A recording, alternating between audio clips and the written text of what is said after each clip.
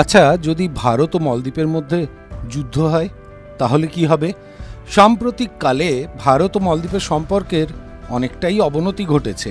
ভারত মহাসাগরের এই দ্বীপপুঞ্জের সঙ্গে অতীতে ভারতের সম্পর্ক ছিল সৌহার্দ্যের। 1988-তে মলদ্বীপে সেনা অভ্যুত্থান হয়। তখন মলদ্বীপে অপারেশন ক্যাকটাস পরিচালনা করে ভারতীয় সেনাবাহিনী। 2023-এর নভেম্বরে মলদ্বীপের ক্ষমতায় আসেন চীনপন্থী প্রেসিডেন্ট মোহাম্মদ মুইজ্জু। মুইজ্জুর নির্বাচনী ইস্তেহারই ছিল ইন্ডিয়া আউট। মলদ্বীপে ক্ষমতায় আসার পর থেকেই একের পর এক ভারত বিরোধী পদক্ষেপ নিচ্ছেন মুইজ্জু। সরে যেতে হবে ভারতীয় সেনাকে বলেছেন মলদ্বীপের রাষ্ট্রপতি, ডেডলাইনও বেঁধে দিয়েছেন।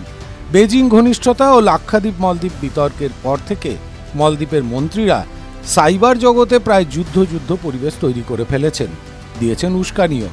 এই সাইবার আক্রমণ যদি আদতে বাস্তব রূপ নেয় তাহলে কতটা জলে আছে মলদ্বীপ?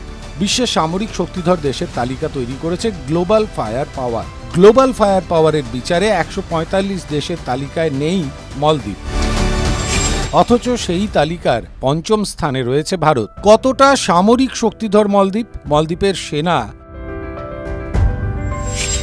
মলদ্বীপ ন্যাশনাল ডিফেন্স ফোর্স এর 3টি ভাগ: মলদ্বীপ কোস্টগার্ড, MNDF মেরিন কর্পস আর স্পেশাল ফোর্স।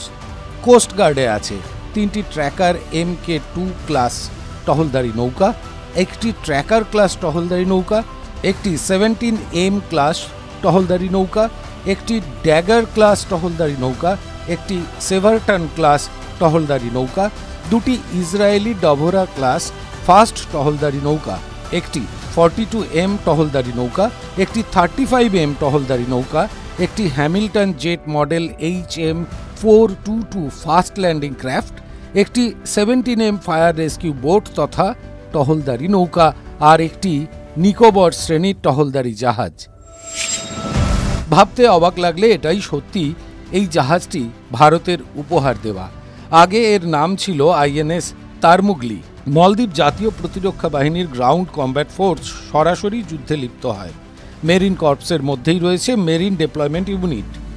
তাদের কাজ সামুদ্রিক অভিযানে কোস্টগার্ডকে সহায়তা করা, কোনো সংকটের সময় অসামরিক কর্তৃপক্ষকে সহায়তা প্রদান, অনুসন্ধান ও উদ্ধার অভিযান, যুদ্ধ করা, বিদ্রোহ দমন করা এবং সন্ত্রাস বিরোধী অভিযান পরিচালনা।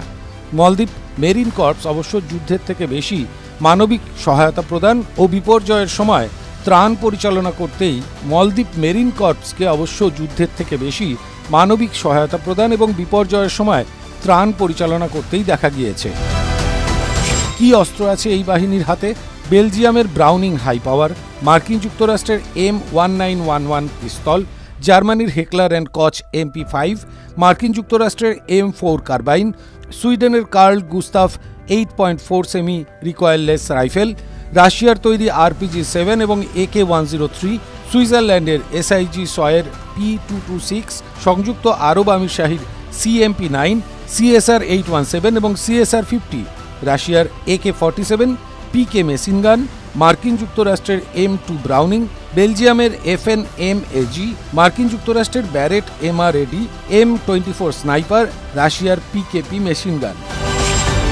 মলদ্বীপ ন্যাশনাল ডিফেন্স ফোর্সের স্পেশাল ফোর্সের শাখা বিভিন্ন বিশেষ অভিযান চালাতে পারে। এর জন্য তাদের কঠোর প্রশিক্ষণ দেওয়া হয়। মলদ্বীপ জাতীয় প্রতিরক্ষা বাহিনীর বিভিন্ন শাখার উজ্জ্বলতম সদস্যদের সতর্কতার সঙ্গে বাছাই করে এই স্পেশাল ফোর্সের সদস্য করা হয়। এই বাহিনী প্রায়ই ট্রেনিং নেয় US army special force, US navy seal, পাকিস্তানের special service group, British SAS, ভারতীয় সেনার প্যারা স্পেশাল ফোর্সেস ও শ্রীলঙ্কা আর্মি কমান্ডোদের মতো অভিজাত বাহিনীদের সঙ্গে।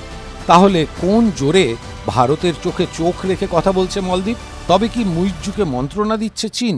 পাকিস্তানও মলদ্বীপের পাশে থাকার বার্তা দিয়েছে, যদিও ভারতের মতো বড় শক্তির সঙ্গে সরাসরি যুদ্ধের মতো নির্বুদ্ধিতা করবে না চীন বা পাকিস্তান। TV9 Bangla digital.